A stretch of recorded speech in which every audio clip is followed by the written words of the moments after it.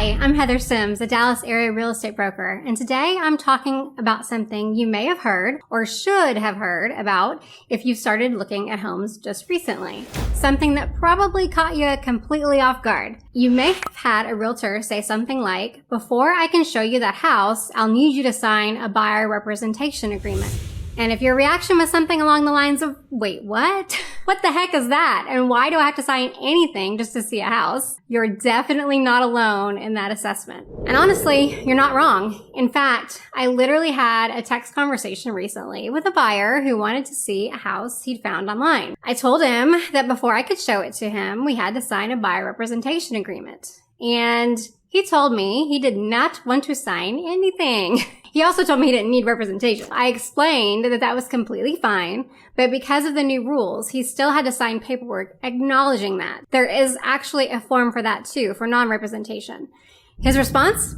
"Bye then." That was the text I got back. "Bye then." That was the entire thing. And honestly, I get it. And I wasn't offended by it at all. It just perfectly illustrates how resistant some people are to signing anything because they're used to the old way of doing things. For decades, buyers could simply call an agent, meet them at a house, and go take a look. Today, that is no longer how it works. So today, I want to explain what changed, why it changed, what a buyer representation agreement actually is, and why signing one does not have to scare you away from looking at a home. And just so you know, most realtors and brokers aren't exactly thrilled with this change either. So let's start with what happened. How did we get here? In 2024, the real estate industry underwent some significant changes related to how buyer representation works. I'm not going to get into all the details of the lawsuit that led to these changes. Just know that it was a very expensive lawsuit, and like most lawsuits, there were definitely some attorneys who did pretty well out of the whole thing. The result, however, was a lot of new paperwork, new procedures, and new requirements. So much fun. One of those requirements is that realtors now have to have a written agreement with a buyer before showing homes. And when I say have to, I mean have to. This is not a suggestion. This isn't a best practice. This is how this part of our industry works now. So if you've called a listing agent, visited an open house, or reached out to a realtor online recently, you've probably heard about these agreements. Now, before any panic sets in, let me explain what this actually means. A buyer representation agreement is simply a document that outlines how you and that realtor will work together. Think about any professional relationship. When you go to a doctor, there are forms. When you hire a contractor, there are forms. When you work with a financial advisor, there are forms. This agreement lays out things like how long you'll work together, what services your realtor is providing, and how compensation works. What it is not is some mysterious contract designed to trap you into working with this agent forever. In fact, one of the biggest misconceptions I hear is that buyers think they're signing away their freedom for the next year and can never work with anyone else. And that simply is not true.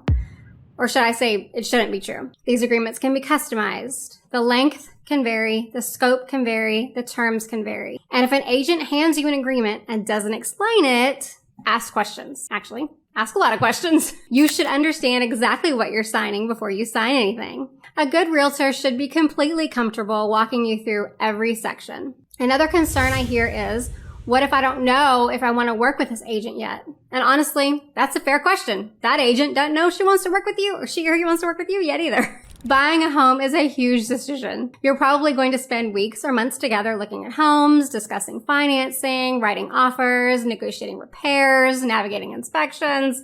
You should feel comfortable with the person helping you.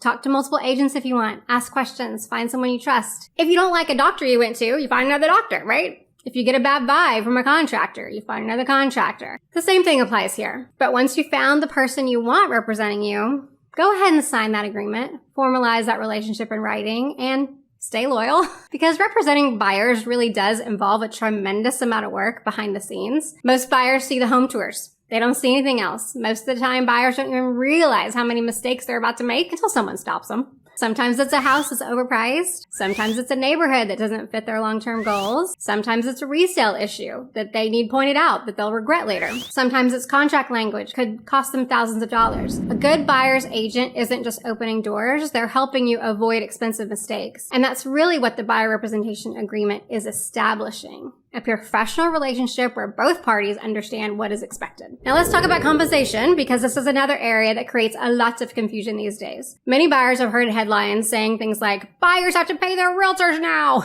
The reality is much more nuanced than that. The agreement outlines how your realtor may be compensated, but every transaction is different. The vast majority of sellers, I will say, are still offering compensation to buyer agents. And here's something buyers don't realize. Before these rule changes, compensation was already built into the transaction.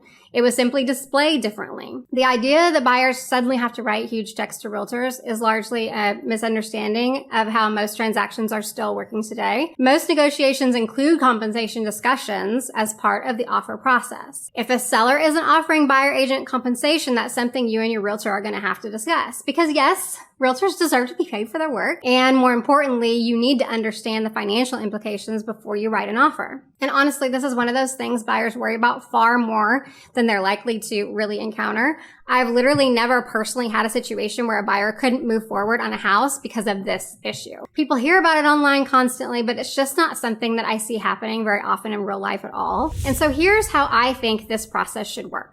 You find a house you want to see. You contact a realtor.